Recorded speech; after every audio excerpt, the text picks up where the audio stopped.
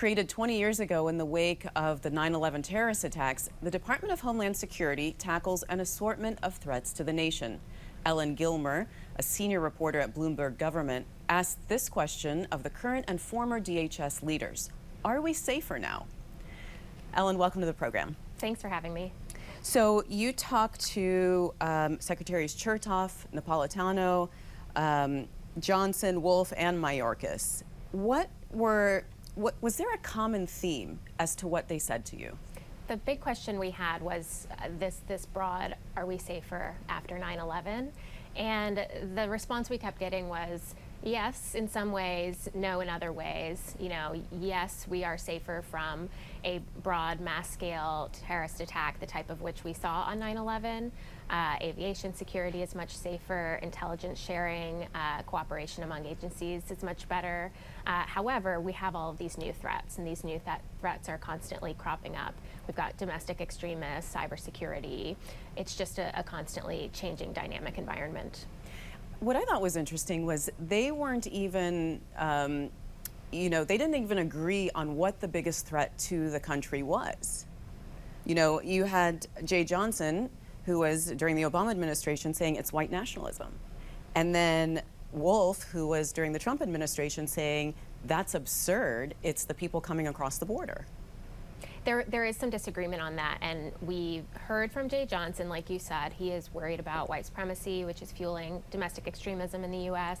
We've heard the same thing from Secretary Mayorkas, the current Homeland Security Secretary in the Biden administration, that domestic extremism is the deadliest terrorism threat facing the U.S. today. We see that in shootings at churches, synagogues, nightclubs, January 6th attack on the Capitol.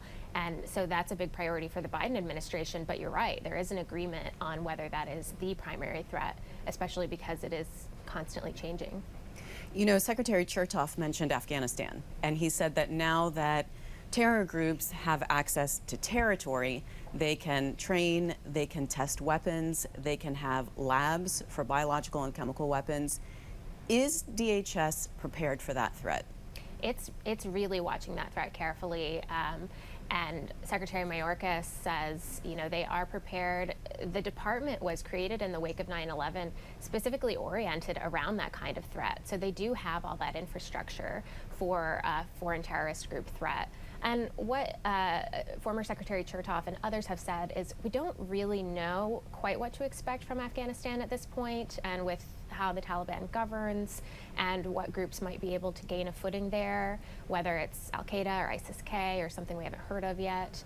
You know, we're not sure how that's going to play out, but it is something they're watching really closely. And definitely the kind of information sharing and coordination among the agencies, like we mentioned, that is, you know, leaps and bounds from where it was on 9/11.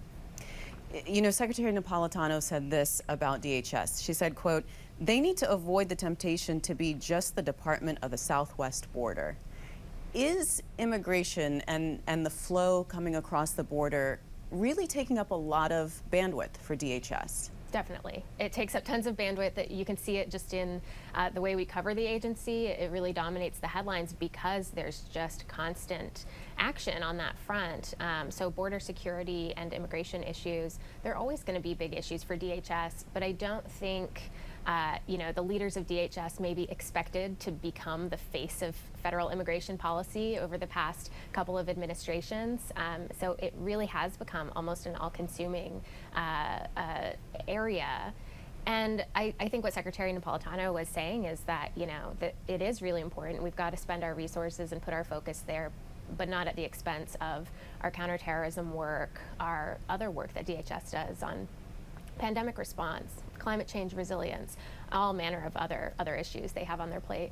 I wonder if you think it's worth it. I mean, all that time and energy spent is that really a big threat to us? I mean, setting aside immigration policy, that's a whole different issue, but does it make sense that DHS is the one that is handling immigration? What do you think? Well, I think that's just an issue that is going to be hotly debated on Capitol Hill and otherwise.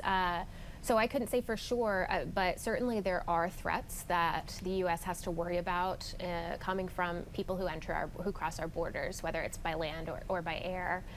So it makes sense in that way for DHS to be handling it. There are proposals out there to spin off the immigration functions of the agency and put that in its own department or put it under a different department. You know, Secretary Napolitano also said that DHS leaders need to be agile and adapt.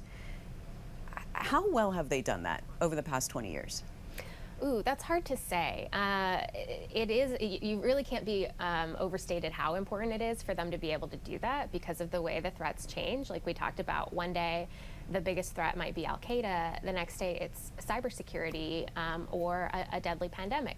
And the agency is huge. I mean, to break this down, like this agency has TSA, FEMA, some people forget FEMA is part of DHS.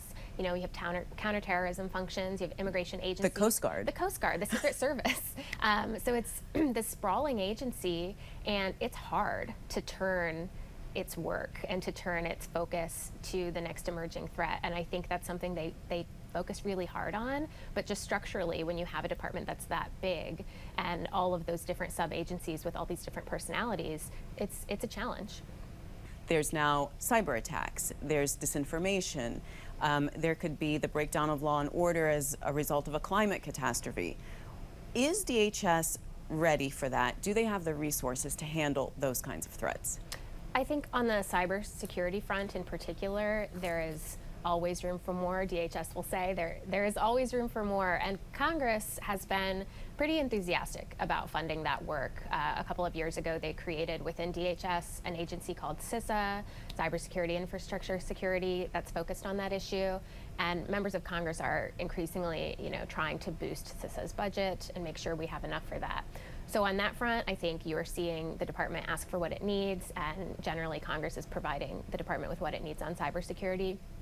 On other issues, it gets more complicated because, different priorities are in competition, and you might have members of Congress who are the ones who are appropriating this money, who really want to focus on border security, or they really want to focus on other issues. And that's a constant battle on Capitol Hill. And so I think on some issues, the current DHS has its own priorities, and they would say, we do want more money for climate change resilience or something that maybe wasn't as much of a focus previously. I want to ask you about the shift from kind of foreign terrorists to domestic terrorists. How did DHS handle that, and did they do it effectively? Well, it's really interesting because Jay Johnson, one of the DHS secretaries during the Obama administration, kind of described how it was this evolution from foreign terrorist groups to people in the U.S. who were inspired by foreign terrorist groups. And now the primary concern is domestic extremists who are acting on their own, hateful ideologies that in a lot of cases are kind of promoted by disinformation and misinformation online. And I think when the department moved its kind of focus, the biggest threat from foreign terrorist groups to those people in the U.S. who were inspired by foreign groups, they tried to kind of put federal law enforcement and other federal resources inside communities. And what it created was a lot of racial and religious profiling, a lot of mistrust between communities and the federal government.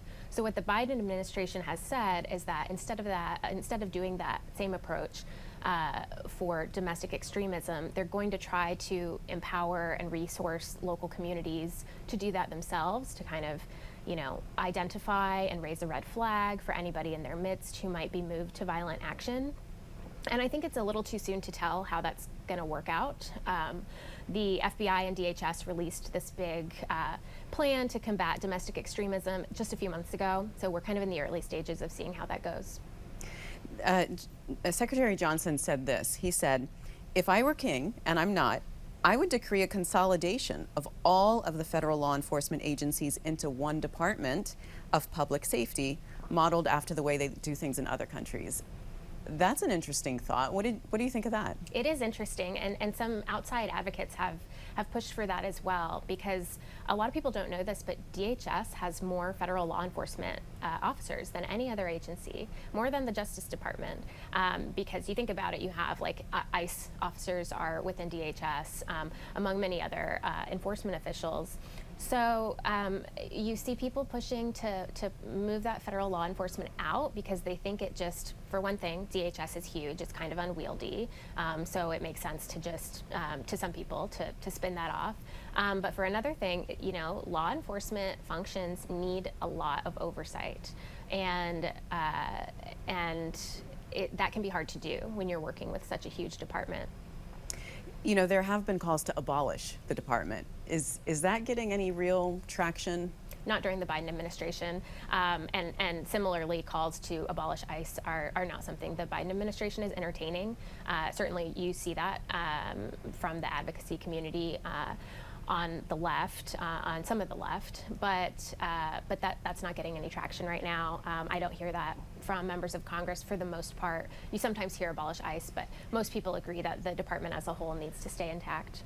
So current DHS Secretary Mayorkas has said that he's open to recommendations to improve DHS. If you had to distill all the advice that you heard from those previous secretaries and offer him advice, what would you tell him? What we heard from the previous secretaries, I think, was to be nimble. That's kind of an abstract idea. Part of what helps being nimble is having really good leadership team. There are still some positions within the Biden administration's Department of Homeland Security that are unfilled, either because the Senate hasn't confirmed a nominee or the White House hasn't announced a nominee yet. So there are some important positions, including the Office of Intelligence and Analysis, which is one of the offices in DHS that is keeping an eye on terrorism issues. It doesn't have even a nominee yet. So that's a big issue, getting your leadership team in place. All right. Well, thank you so much, Ellen, for joining us. And maybe in another 20 years, we'll see how they did. Yeah, we'll see. Thank you.